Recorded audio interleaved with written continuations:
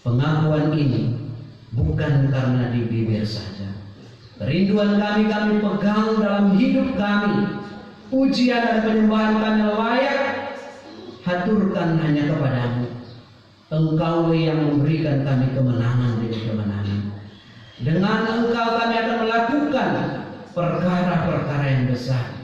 Bahkan bersama dengan Engkau kami akan berhikmat untuk dapat menghidupi hidup kami di dunia ini, namun dari sudut pandang dan cara Allah yang hidup di dalam kami.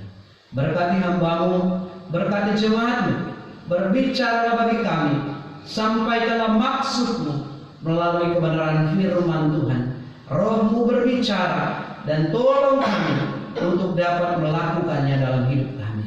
Demi dan melalui Tuhan kami Yesus Kristus, kami sambut firman-Mu.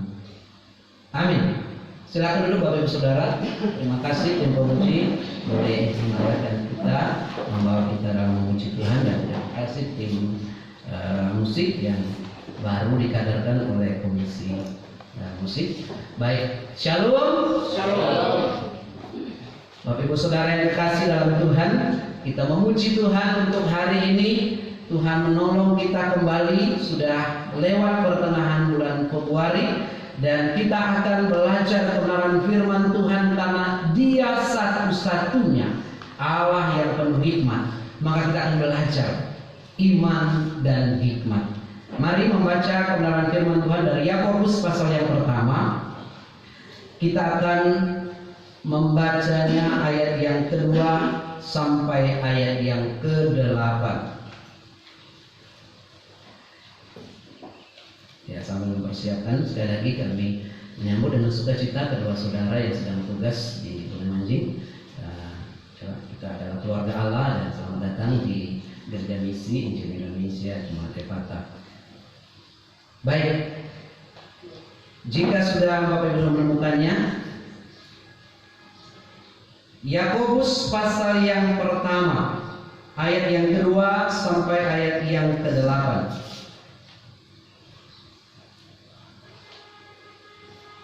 Iman dan hikmat. Dari mimbar ayat yang ke-6, Bapak Ibu Saudara yang ganjil. Saudara-saudaraku, anggaplah sebagai suatu kebahagiaan apabila kamu jatuh ke dalam berbagai pencobaan.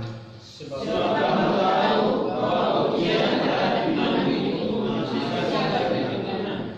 dan biarlah ketekunan itu memperoleh buah yang matang, supaya kamu menjadi sempurna dan utuh dan tak kekurangan suatu apapun. Tetapi apabila di antara kamu ada yang bernama hikmat, hendaklah ia memintanya kepada Allah, yang memberikan kepada semua orang yang memberkati, dan dengan tidak membangkit-bangkit, maka hati itu akan diberikan kepadanya. Hendaklah ia memintanya dalam iman, dan sama sekali jangan bimbang, sebab orang yang bimbang sama dengan gelombang-gelombang laut yang diombang-ambingkan kian kemari oleh angin. Orang yang demikian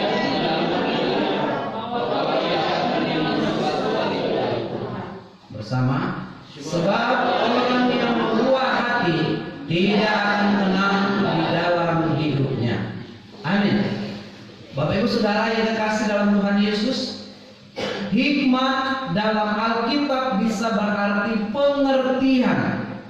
Ayub 39 ayat 17, kebijakan atau kebijaksanaan, memahami.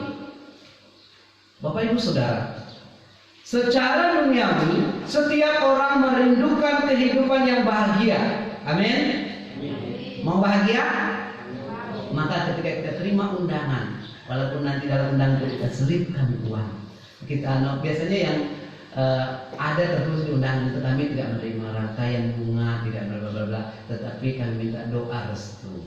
Tetapi tentunya selalu orang berkata selamat berbahagia. Karena apa? Semua orang ingin berbahagia. Setiap orang menginginkan suatu kehidupan yang menyenangkan dan penuh dengan sukacita. kita. Setiap orang menghendaki kebahagiaannya di dalam hidup ini dan berusaha untuk menemukannya dan mendapatkannya. Namun sejatinya semua orang, termasuk Bapak Ibu Saudara di tengah dalam ruangan ini, ketika kita memimpikan menikmati sesuatu kehidupan yang bahagia, apakah itu senantiasa kita rasakan, alami? Kebahagiaan kadang-kadang seperti jauh asap daripada panggang. Maksudnya apa? Kita berharap bahagia bagi rumah tangga misalnya. Kebahagiaan saya ketika anak-anak saya sukses, atau ketika jadi anak-anak saya penurut. Tapi tiba-tiba sedikit dia mulai nggak penurut, kita mulai hati kita terpengaruh dengan itu. Bagi anak muda, saya bahagia jika saya punya pacar yang cantik, cowok yang ganteng, punya pekerjaan, punya kepribadian, semua pribadi ada semua dia. Anak muda, kira-kira ya. Kadang-kadang kebahagiaan hanya diukur oleh itu. Untuk itu Yakobus sebagai Rasul Yesus Kristus menyampaikan kepada kedua belas suku yang ada di perantauan, supaya jangan terlalu kita melihat kebahagiaan seperti sudut pandang dunia ini. Maka dikatakan lebih lanjut, sebagai hamba Allah, Yakobus mengajari kita supaya kita menganggap sebagai suatu kebahagiaan jika kita jatuh dalam berbagai pencobaan. Ada kontras nggak di sini? Maksudnya bertentangan nggak? Bahagia tapi dicobai. Bapak Ibu saya suka dicobai atau ikut ujian, suka menghadapi tantangan dan pencobaan. Sudut pandang yang seperti yang pernah saya sampaikan dulu, bahwa dikatakan sudut pandang dari hamba Allah ini, Yakobus melihat pencobaan itu sebagai suatu alat memurnikan, menguji. Kita tahu bersama bahwa ujian dipakai untuk bisa naik kelas, ujian dipakai untuk memurnikan atau menguji bahan ini, dan demikian juga dalam hal hidup kadar iman kita. Nah, maka dikatakan lebih lanjut, kita belajar dulu tentang iman sudah dan hikmat itu. Hikmat bukan soal pengetahuan teoritis yang sering kita sebut sebagai IQ tingkat tinggi dan seterusnya. Hikmat lebih bersifat praktis ketika seseorang membuat keputusan dan berhasil mencapai apa yang dikehendakinya dalam nama Yesus yang menjadi tujuannya. Inilah yang disebut hikmat. Ketika dia mampu melakukan pemahaman dan pengertian yang baik dalam kehidupan yang praktis, dan tujuan hidupnya berhasil untuk memuliakan Tuhan. Dari mana hikmat berasal? Sudah jelas Allah adalah sumber segala sesuatu. Hikmat berasal dari Allah itu pasti. Jangan kita minta hikmat dari dunia ini, dari primbon atau dari apa kata-kata bijak orang-orang di dunia ini. Tetapi hikmat berasal dari Allah. Soal istilah hikmat Allah dan hikmat manusia bukanlah menunjukkan dua sumber hikmat, melainkan menunjukkan kedekatan orang yang berhikmat itu. Pertanyaannya, Bapak Ibu Saudara lebih dekat kepada Tuhan atau kepada orang-orang pintar? Kalau dekat dengan orang-orang yang pintar, maka hikmat dari dunia ini. Dekat dengan Tuhan, maka hikmat Tuhan akan menyertai perjalanan. Nah, kita masuk ke dalam bagian firman Tuhan ini.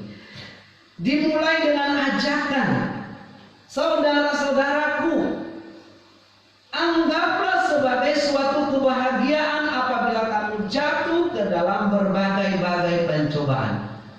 Rupanya di sini Yakobus menyebutkan kepada 12 jemaat di perantauan ini, 12 suku ini, bukan satu pencobaan. Berapa? berbagai. Jadi dalam bahasa Indonesia kalau berbagai itu apa? Bermacam-macam, lebih dari satu.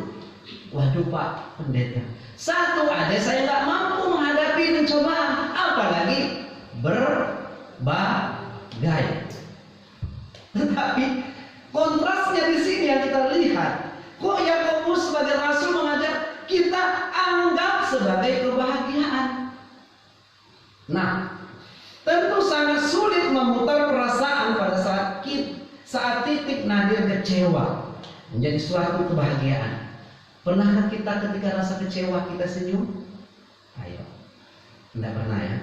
Sulit ya. Apalagi kita kecewa, sakitnya itu di mana kata cita-cita? Di sini sakitnya. Bisa senyum? Oh, nonsen. Tidak, mana bisa. Pilihan kata anggaplah menunjukkan suatu tindakan dengan sengaja. Jadi anggaplah itu tindakan sengaja, bukan dihipnotis. Kamu bahagia. Bukan. Tapi tindakan yang sengaja, maksudnya saya mengambil keputusan. Nah, kontradiksi antara fakta dan harapan ini, maka fakta yang terjadi adalah kegagalan, namun kita diminta melihatnya sebagai suatu kebahagiaan. Kita gagal, kita bahagia. Bisa nggak? Tapi ini yang diajarkan oleh Yakobus. Karena dari sudut pandang melihatnya Allah yang akan bekerja. Berarti kemarin dalam beberapa waktu lalu saya menyinggung bagian ini juga kotoran hewan dari orang sanitasi atau orang kebersihan, yang anggap sajalah Mama Intan yang praktis ada di sini, membersihkan gereja kita untuk kemuliaan Tuhan. Kalau bagi Mama Pak Intan pasti harus segera dibersihkan ya. Atau dilihat gitu enggak tuh. Pasti mau dibersihkan adalah sesuatu yang harus dibersihkan. Tapi coba lihat para petani yang suka dengan pupuk kandang. Hewan kotoran itu dilihatnya sebagai apa? Pupuk ini, kalau dia tanam di mana mengaku berbuah besar, kebawa ke pasar Bulumari, banyak jadi uang, kata orang Sulawesi Selatan. Nah, maksudnya dari sudut pandang inilah segala sesuatu harus dilihat bahwa pencobaan itu Allah pakai untuk menolong memurnikan iman kita. Suatu bentuk pengendalian diri, emosi dan pikiran untuk selalu berpikir positif meski faktanya tidak menyenangkan. Berpikir positif meski faktanya tidak menyenangkan. Susah nggak? Susah, tapi diajak oleh Yakobus termasuk kepada saya. Anggaplah. Bahagia bukan ditentukan oleh kondisi eksternal. Nah, ini yang dimaksudkannya. Kebahagiaan yang dimaksudkan oleh firman Tuhan ini bukan disebabkan oleh faktor luar, tapi harusnya dari dalam, ditentukan oleh kondisi internal dari kita yang memutuskan, memikirkan dan mengambil sikap. Saya tetap bahagia dan saya tidak mau dipengaruhi oleh kondisi ini. Saya tetap semangat walaupun saya begini. Ada kalanya orang kalau malas sekolah, kalau anak sekolah, hujan rintik aja sudah pikir, hujan rintik. Ini anak sekolah. Mudah-mudahan di sini cuma tidak ada. Bapak guru juga begitu, atau pekerja atau siapapun juga. Kalau hujan berpikirnya, malas. Tapi coba kalau orang yang berpikir hujan ini, pasti saya bisa belajar hari ini ke sekolah. Atau sakit saya, ada orang kalau sakit sedikit flu, mulutku nggak enak, nggak mau melayani, nggak mau berpikir, bahkan bicara aja nggak mau. Itu orang imut-imutan. Tetapi yang firman Tuhan berkata, kalahkan itu, anggap pencobaan yang kau terima. Pencobaan lebih cenderung daripada disebabkan dari kondisi kita, situasi maupun hal yang terjadi. Kita sebagai orang beriman berpikir, sakit sedikit, ketika saya memuji Tuhan nanti saya berkeringat, pasti saya sembuh. Iman sebagai bukti dan dasar dari segala sesuatu yang tidak kita lihat perlu diuji, perlu dilatih. Pencobaan yang terjadi jika dihadapi dengan iman, maka akan memberikan ketekunan untuk mengatasi satu persatu persoalan hidup. Jadi rupanya sakit itu Tuhan berikan bagi kita untuk menguji kita. Apakah kita pribadi yang kuat? Anak kecil ketika dia belajar berjalan, yang masih punya anak kecil seusia misalnya, kalau dia jatuh, itu sebenarnya langkah dia untuk pintar. Tapi kalau orang, jangan, kasihan, padahal dia memang harus jatuh. Bukan berarti kita harus jatuhkan, tetapi maksudnya kalau ketika anak jatuh, ya memang dia jatuh. Ada kalanya nenek bayi di sini tidak ada. Lihat cucunya jatuh, dimarahin mamanya, dimarahin bapaknya. Bapak ini nggak bisa jaga anak loh. Memang anak akan jatuh, tapi bukan berarti harus dibanting. Tapi dia jatuh itu supaya dia kuat, supaya dia mampu. Nah, demikian juga otot rohani kita ketika menghadapi pencobaan supaya kita kuat. Amin. Jangan ketika ada pencobaan otot rohani kita melemah, kata orang, enggak kuat. Memang itu Tuhan orang-orang di situ memang begitu. Nah, itu namanya kita tidak siap. Tetapi anggap sebuah kebahagiaan berarti, oh iya, memang begitu modelnya, tetapi saya akan lebih baik lagi. Dengan keinginan yang kuat, olahragawan itu walaupun dia berlatih, capek, lelah, bahkan keringat menghabiskan waktu semuanya, tetapi dia melatih ototnya supaya kuat ketika masuk dalam pertandingan. Nah, jadi suatu kebahagiaan, anggaplah sebagai suatu kebahagiaan menyenangkan, itu berarti belajar untuk berpikir positif tentang apapun juga. Jangan dari negatifnya. Maka dikatakan ujian terhadap imanmu. Kita lanjut kepada ayat berikutnya. Sebab kamu tahu bahwa ujian terhadap imanmu itu menghasilkan apa? Ketekunan. Allah hendaki dalam ujian itu kita apa? Tekun. Kata ketekunan berarti tindakan yang dilakukan sebagai karakter orang untuk tetap ada di posisinya dan tidak menyerah mencari jalan keluar. Contoh kecil.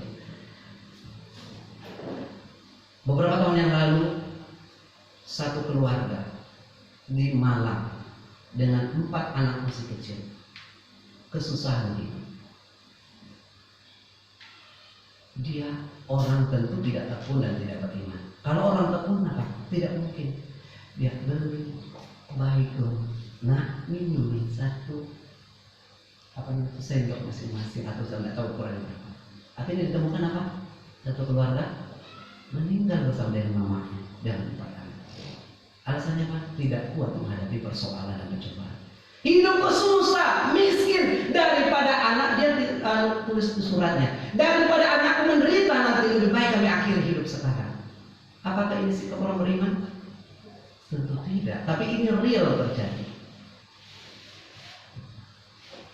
Anggaplah suatu buah kebahagiaan. Jadi kalau tidak ada beras, maksudnya ini aplikasi praktisnya. Kalau tidak ada sesuatu yang kita makan, jangan putus asa seperti yang tadi saya ceritakan, tetapi cari sesuatu. Nah, di tempat kita ini banyak pekerjaan. Makanya kalau saya diskusi dengan seorang bapak, ya, saya bilang begini, di sini ini di Sulawesi Barat ini tidak ada orang nggak bisa makan, harus bisa makan. Walaupun tidak punya kapling, bisa kerja di tempat orang. Kalau memang belum ada pekerjaan di tempat orang, bisa pungut berondol. Jadi jangan heran kalau tidak ada pekerjaan, susah hidup. Lebih baik kita bunuh diri. Nah, misalnya kayak kasus tadi itu. Orang tidak berhikmah. Tapi ini kenyataan Bapak Ibu Saudara.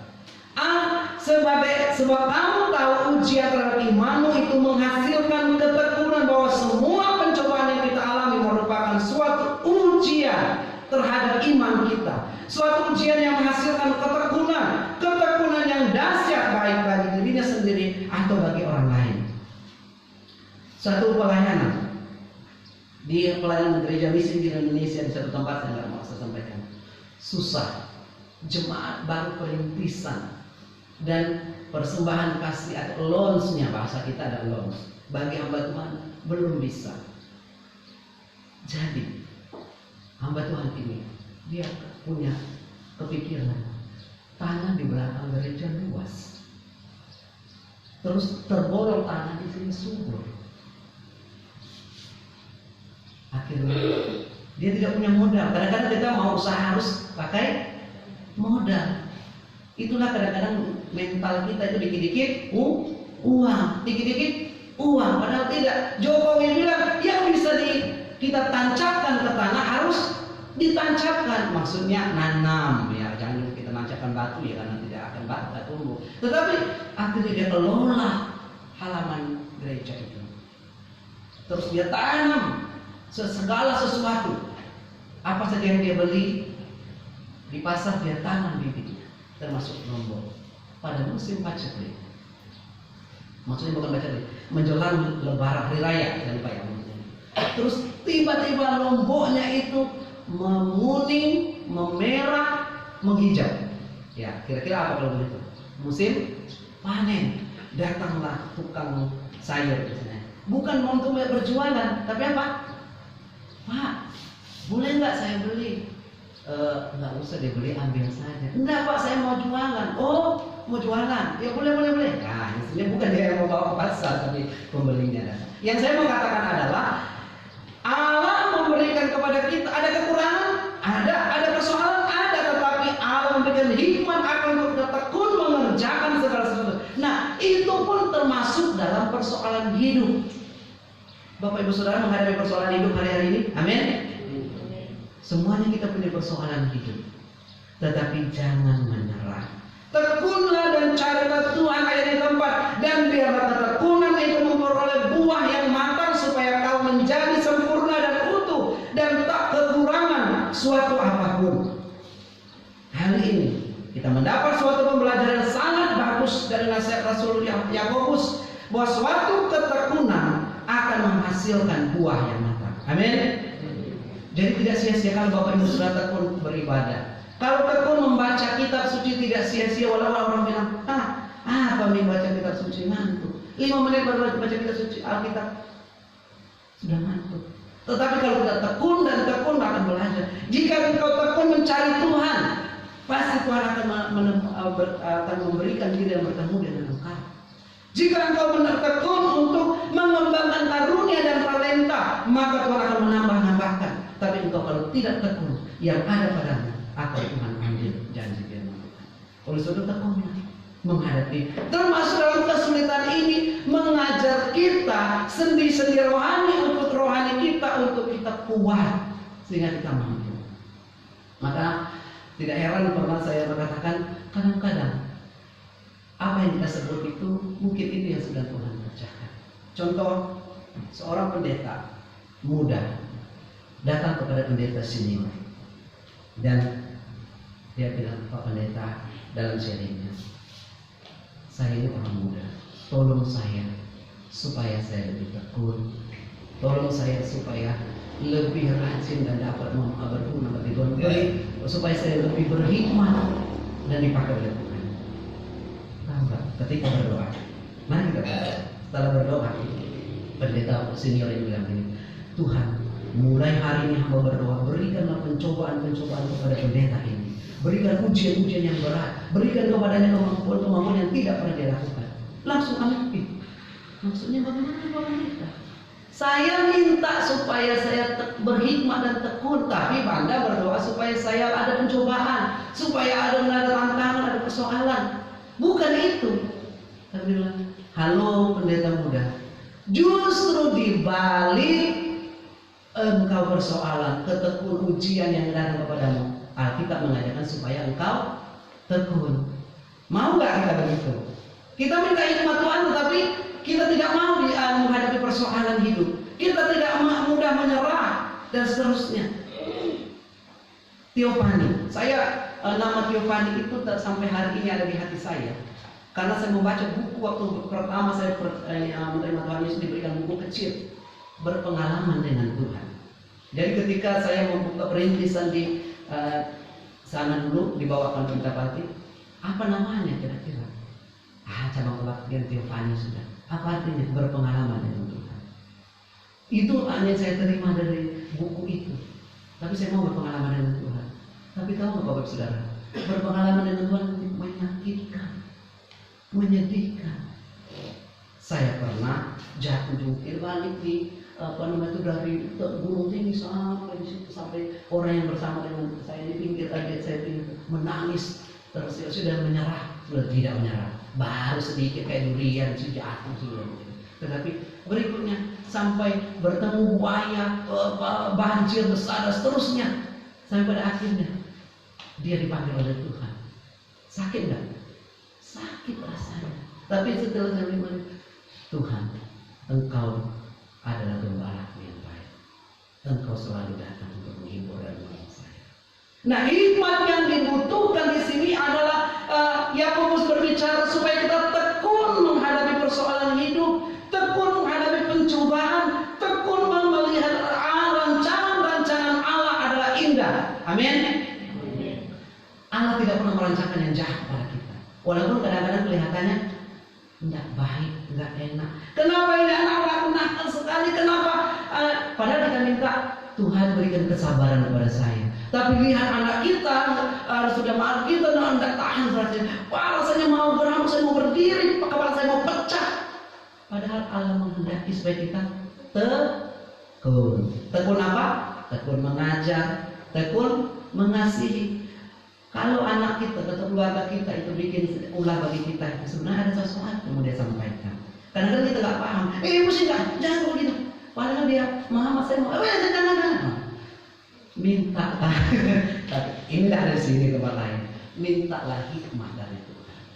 Hikmah dibutuhkan di sini. Maka ada pengertian lebih lanjut. Katakan di sini ya Bapak Ibu Saudara, bahwa hikmat, mintalah kepada Tuhan supaya engkau tidak kekurangan hikmat. Nah, dikatakan pencobaan adalah sebagai ujian, pemurni, dan biasanya datang dari Tuhan berupa ujian. Kata ketekunan adalah hupomone dalam bahasa aslinya, adalah kemampuan bertahan dalam kesukaran dan dalam situasi tetap mengarahkan pandangan kepada Tuhan. Nah, ini yang perlu. Oleh karena itu Yakobus mengingatkan agar kita meminta hikmat Tuhan dengan iman dan percaya bahwa Tuhan akan memberikannya dengan murah hati, dan tidak mengungkit-ungkit ketika saat menghadapi pencobaan. Hati kita berontak, hati kita menolak, kita tidak mau. Tetapi sebenarnya ingatlah, itu Tuhan izinkan untuk membentuk otot rohani kita supaya lebih tekun. Seorang dikatakan nakoda yang hebat tidak dihasilkan dari pelayarannya di sekitar teluk dan sekitar laut kecil, pakai perahu kecil, apalagi perahu ini cepat-cepat. Tetapi seorang nakoda yang hebat, dia akan ketika berhasil melewati arus samudra, besarnya goncangan, angin badai, dan seterusnya, maka dikatakan orang yang demikian janganlah mengira bahwa ia akan menerima sesuatu dari Tuhan jika dia bimbang, tetapi mintalah kepada Tuhan dalam situasi apapun juga. Tetap tekun, Tuhan berikan hikmat supaya saya tidak putus asa. Tuhan tolong saya supaya saya tetap bergantung kepadamu. Tuhan mampukan saya untuk memilih jalan mana yang harus kita pilih. Kadang-kadang kita dalam menghadapi problema hidup lebih banyak tanya diri sendiri atau tanya Mbah Google. Sekarang kan Mbah Google dikit-dikit apa yang disebut dengan kayak gitu. Bertanya begitu kalau di internet sekarang, atau tanya kepada Tuhan. Tuhan tolong saya, Tuhan mampukan saya. Apabila seseorang berdoa dengan bimbang, ketika memintanya jangan bimbang, maka ia akan tidak menerima apa-apa seperti gelombang-gelombang laut datang kemari. Dikatakan jika kita ragu-ragu, maka kita tidak bisa berdoa dengan tenang dan tidak bisa dengan khusyuk. Apabila hati dan perasaan pikiran kita tidak tenang, maka kita tidak bisa berdoa dengan baik. Maka dalam katekisasi kemarin saya bilang, yang menjadi penghalang doa kita itu ketika kita ngantuk, kelelahan, kecapean, sehingga tidak bisa berdoa, bahkan hati kita bimbang. Jika hati dan perasaan pikiran kita terombang-ambing, maka sia-sialah doa kita. Mintalah kepada Tuhan pada saat engkau menghadapi persoalan. Tuhan tolong saya duduk diam di kaki Tuhan. Ada meditasi, ada dalam keluarga itu misbah doa. Ajak anak-anak kita berdoa kepada Tuhan.